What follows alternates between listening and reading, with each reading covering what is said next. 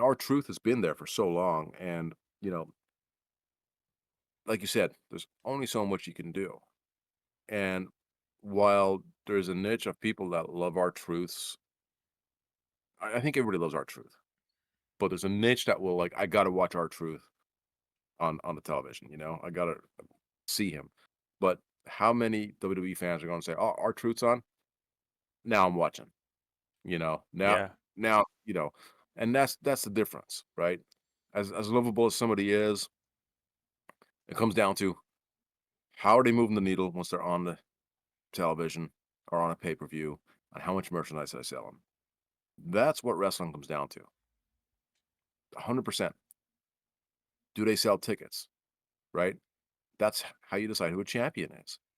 You know, the reason why Cody Rhodes is champion is because when he came back, merchandise, boom, off the shelf, right?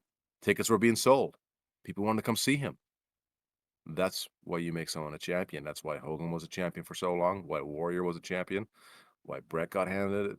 Why Shawn took over. And that's why the heels, have it for so little time is because they don't typically sell the merchandise, right? They're usually to transition to a different baby face. But Roman Reigns is a different case because he was so popular and he took WWE through a, a bad period there where, during the whole scamdemic thing. So, but his merchandise was selling like hotcakes because he was just so popular, even though he was a heel. And it's kind of like ever since the whole Austin effect from, the late 90s where people started cheering the bad guys all of a sudden, and wanted to be just like the bad guys. And if they were cool, even better, right? Yeah. So, when Shawn Michaels was a bad guy and DX were supposed to be, bad guys, but then they were cool, so then they're good guys. And, so that's kind of evolved into what you see today, even with John Cena right now, ultimate heel right now. What people are still cheering for him and still buying his merchandise.